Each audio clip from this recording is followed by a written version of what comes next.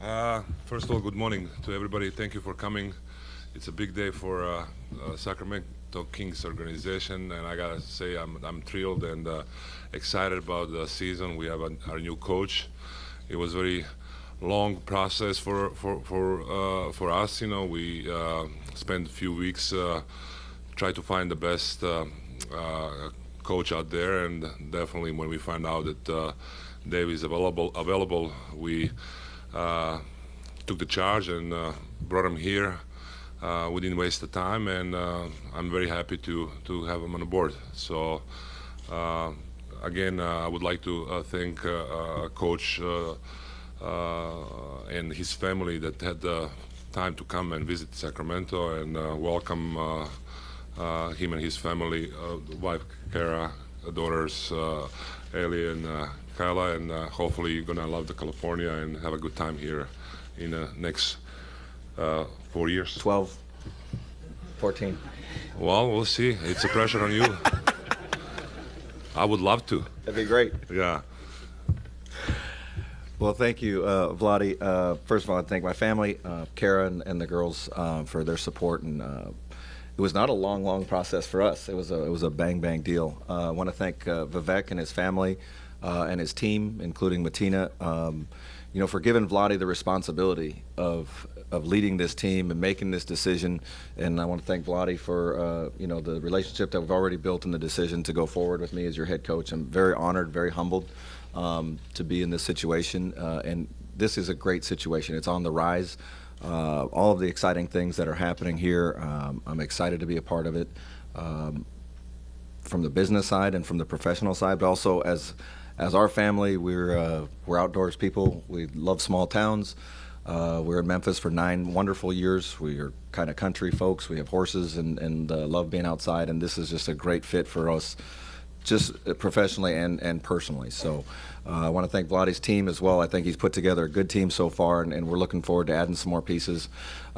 Just added Ken in the last week. I think that's a great get for our organization, as well as Mike and Peja and Roland, and I'm excited to be working with those guys. And as we look at the situation and what we're going to do going forward, how the team is going to look, how are we going to play, I can't help but look back and be nostalgic about to me the heyday, the glory days of when Vlade and Peja played with Chris Webber and Mike Bibby and Bobby Jackson and Hito, and I almost just said Chris Wallace, Gerald Wallace, and Doug Christie, and the way that they played, and the chemistry that they played with, and the passion that they played with, and the love that they had for the community, and coming out and competing every night and playing in a certain style. It was about the team. The ball moved. They helped each other. They protected each other. They ate dinners together off the court. They spent a lot of time on the road together, and that's the kind of culture that we want. Those are the kind of people that we want here, to be on in a great organization that's got everything going forward, and doing it together. And I think that all starts from what we've talked about, in our office, to doing it together. We are one team, and I'm really looking forward to partnering with Vlade, and I really appreciate the opportunity. So thank you very much. There you go, Chris. Vlade, you had an exhaustive search here. What was it that made you jump at this opportunity? And Coach, what has this last 72 hours been like for you and your family, just this whirlwind leaving Memphis and now here in Sacramento? Go ahead. Well, yeah, it was a long process, but I expect to be a long process. I didn't want to make decision overnight, and we tried to do the right thing with my colleagues, Ken and Rolly and Peja. We just, took time, and I have to say we had a lot of, good candidates, good people, people that I really respect with the basketball knowledge. But when Dave was available over the weekend, we sit down and we made a call. He came over here, we talked, we were excited, and we did it. I think, it was a great decision by us, hopefully. Yeah, Saturday was an interesting day. Saturday morning, getting the news, from the Grizzlies, and by Saturday afternoon, I think we talked, and I said, yeah, I'll be on the first thing smoking in the morning, and got out here on Sunday, I think by noon or 1, and started meeting, and it's been fantastic and a little exhausting, very emotional, and certainly very exciting. Coach, stepping into an organization that's had some instability from the coaching and from the front office over the last couple of years, just talk about what you hope to accomplish stepping into the situation. And Vlade, can you talk about trying to stop this instability and have this moving forward? I already stopped. I think we talked about it a little bit already, just as far as that the coach and the general manager are absolutely on the same team and going forward like this, and our front office, our coaching staff, and as that's going to go all the way through the organization, and there are not going to be any cracks. There, you're not going to be able to find Vlade say something about me or see me say something about Vlade. It's not going to happen.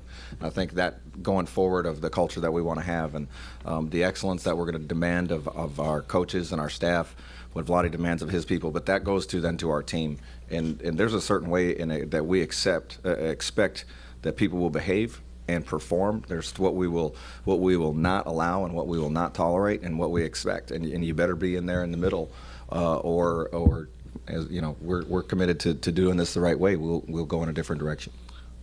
Well, in California they have that food chain, in and out. We got it in or out. So That's right. Yeah, Coach Joerger, you've been in the Mid-South for almost 10 years, and reports say that you really want to be here, which is encouraging because Sacramento fans are the Kings. Why did you really want to be here? I mean, could you put that in details for us? Well, I think that first of all, team's on the rise.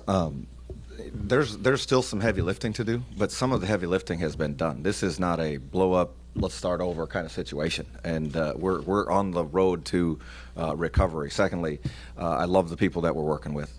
Third, look at the arena and everything that's going on downtown with what Divac has done is just fantastic. I think everything is in front of this organization going forward, and for my family, it's a perfect fit.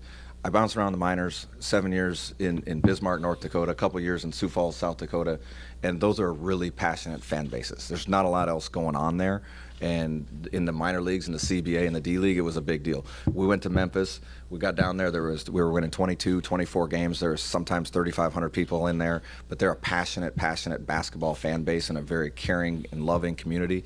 Got that thing going a little bit. It was great to be part of that with Lionel Hollins, a good friend of mine. Bada boom, bada bing, I end up with, and it got huge, but it's a very passionate fan base in a small market that cares about it, and that is what we're looking at here. Very passionate, and I've seen it from the outside. I've seen it when we come to visit, but again, when it was, and that's what we're talking about. When he was playing it and it was rolling like crazy, that's what we want to get to going forward. Coach, how do you plan to coach DeMarcus Cousins, and how will your style change as it relates to pace, offensive and defensive rating, which obviously has been different here compared to your time in Memphis? Yeah, we play a little slower back in Memphis. Certainly, we still want to push the basketball and try to get easy baskets in transition.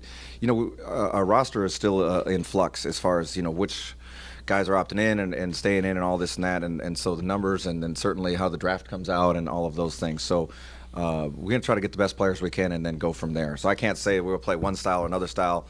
I'm excited. I think Willie Cauley-Stein is a tremendous talent. I think that was a really good pick. I've coached Costa Kufas. I've coached Rudy Gay. I've talked to those guys. I'm going to be talking with DeMarcus here in a little bit. We're excited about going forward. I think we'll have a good relationship if you're open and you communicate with guys about what their role is. That's all a player will ever complain about on the backside is, you know what, I didn't know my role.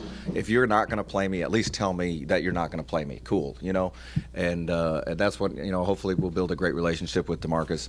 I've had great relationships with players throughout the course of the years. And some of them have been the people that win citizenship awards, and some of them have been people that maybe on the outside think that these guys are tough guys to coach. And I've had great relationships with all of those guys, and I would go to the mat for any of those guys, and so I'm looking forward to building those relationships with our guys. Who is maybe the player closest to DeMarcus Cousins in terms of temperament that you've seen, that you've been successful in coaching, and what will you do to try to get him a little more directed in a positive manner instead of negatively addressing the referees? Zach Randolph and I talk about it a lot, over the past, since DeMarcus got in the league, about how Zach, and not now, but as Zach as a young player and what he has matured into, how giving he is in the community, what a team guy he is. And just as he got older and he realized some things, you know, people said some tough things about Zach. He went through some tough times early in his career. And you look at what he's been able to do with his career, and I'm certainly hoping Zach goes to the Hall of Fame. I got a lot of love for him, and just to watch the growth of him as a human being is just fantastic, and that carried over onto the court, I thought. This one for Vlade. Did you have a feeling that a guy like Dave would become available? Was this kind of maybe some rumblings, anything you heard? Was this kind of what you had been targeting all along? And if it wasn't, I mean, what was the alternative plan at this point? Well, I would lie if I say, you know, I didn't hope that something like this is going to happen. Obviously, you know, I took time, and I was expecting, you know, that somebody gonna lose a job in the playoffs. And when, like I said, when Dave was available, I had no doubt that there's a guy that we want to bring here.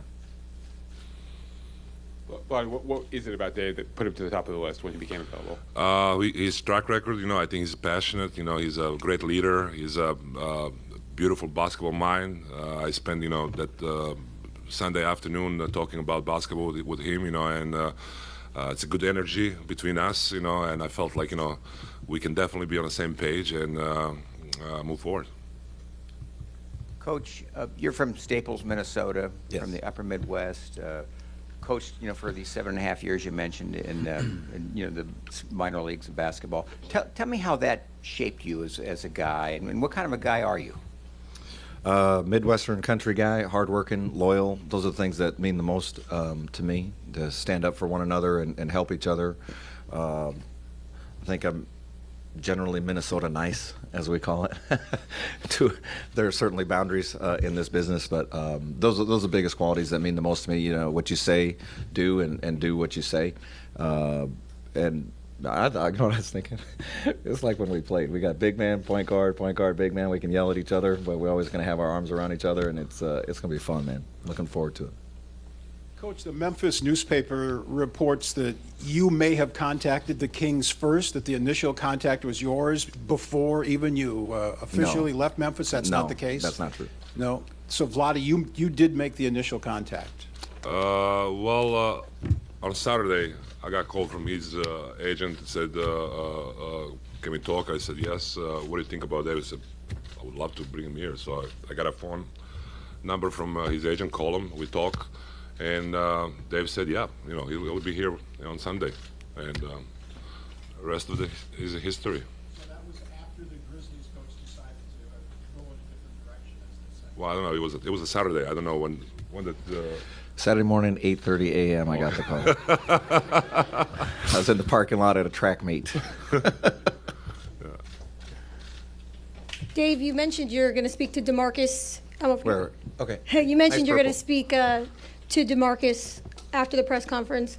What will your message be to him? Same thing as it will be for all of our team. This is the things that we expect from you. And if you're on this side, we're going to win more games. If you surpass our expectations of performance and how you carry yourself as a great player or an average player on this team or a role player, and then there's on this side of the limits of what we will not accept and what we won't tolerate. And again, somewhere in there you have to be, and if we do that with all 12, 14 of our guys, then we're going to be successful. And if we get more guys to this side of it, then we're going to go, you know, where we want to go. Coach, what does this mean? What are you going to do about your coaching staff? We've heard Elson Turner's name already mentioned and a couple other of your former coaches, but the coaching staff that's already in place, as far as the assistants, are any of them going to be retained, or do you have any idea yet? I know it's been so new. Yeah, I would tell you it is Can I been very new. Yeah. About you talk about assistant coaches from last year. I'm gonna let them go, fortunately, and can I leave Dave a clear situation to bring whoever he wants. I can follow up on that. One of the things that I like what Vlade has done is kind of bring back some of the family, and there's going to be. I'm a big fan of Rick Adelman. I know obviously Vlade and Peja are, and I think that consulting with him is important, and bringing back some people that have had touches of when this was really rolling. I think is very positive. So that's all I will say about the candidates that we're perhaps looking at for assistant coaching positions. Coach, you talk about the culture. How do you go about building that family atmosphere with this team? For me, I think it's on defense. Really, like, you know, if you trust is built on at the defensive end of the floor. Chemistry is built at the defensive end of the floor. If you're going to come down and shoot the basketball in 3 seconds and go back and play 21 seconds of defense, and you know one guy's not in or two guys aren't all in, then it's not going to work. And so we'll build our team through the defensive end of the floor, but while still being able to play fast and get the ball moving as much as possible. Coach, when you look at last year, how trying of a time was that, and was it the hardest coaching experience you've had? I mean, obviously in the NBA, and how did that kind of shape you going forward? It was certainly difficult, but I had great bunch of guys. Locker room held together. Otherwise, it would have got really nasty. So it was tough from the competitive standpoint. You know, sometimes you know, with that many injuries, but we didn't get demoralized. We went out and we fought, and I was really lucky to be able to get a head coaching job in the minor leagues at the age that I was when I got it. To be able to see the things that I did in the minor leagues. I sold a lot of sponsorships, a lot of season tickets, popped popcorn, washed jerseys, drove the vans, signed players, scouted players, you know, the whole thing. And so that really helped me being able to go through last year. Last year was certainly a tough year, but I learned a lot. I know I got a lot more to learn, and I'm looking forward to learning from Vlade. He's got a ton of experience all over the world. I love European basketball. I love NBA basketball. The guy's just he's a basketball lifer, and so I'm really excited to learn from Vlade as well. Vlade, you talked to a lot of people over the last 3 weeks in this process. What kind of intel did you get back? What kind of feedback did you get? And did you learn anything from the intel, from the feedback you got back from the guys you were talking to about the organization and the team? Absolutely. It was a great experience for me, you know, talking to them, you know, from one of the best coaches in the league, you know, and it was a very tough decision for me, you know. I told them, you know, I talked to every single of them, you know, yesterday, you know, when I told them, you know, the decision that it was very hard, you know, and I wish I could hire them all, you know, because they are so good, and I'm sure they're gonna find some other jobs. What I learned, you know, is basketball is a sport where you learn every day. It's a fun, you know. You see the game yesterday, you know, with Portland and Golden State. It was beautiful to watch, you know. So it's a lot of, you know, learning process, you know, in every day. Coach, you mentioned improvement. So draft, free agency, trade, skill development, and finding players. What will have the most impact next year? And what is your vision for success for your first year here? That's a good question. As far as which area we can is most important, that's probably better for Vlade, whether it be free agency or the draft or the ability to make trades. But for what we can control is to develop the players as much as we can, and we're looking forward to that. The guys have already been working out. Ben McLemore's been working out. I know DeMarcus has been working out in Vegas. I think that's a positive sign that guys don't want to wait until July to get it up and get it going. They're already focused on, you know, a fresh start, a new start going forward. And then I just about never put a number on what is success and what is not success. For us to take steps forward in how we play, that hopefully will go forward for the next 5 or 6 years. What we'll accept, what we're looking for with the ball movement and the sacrifice that guys are willing to make to play at the defensive end of the floor, that'll define for what we're going to do here for the next 5 or 6 years.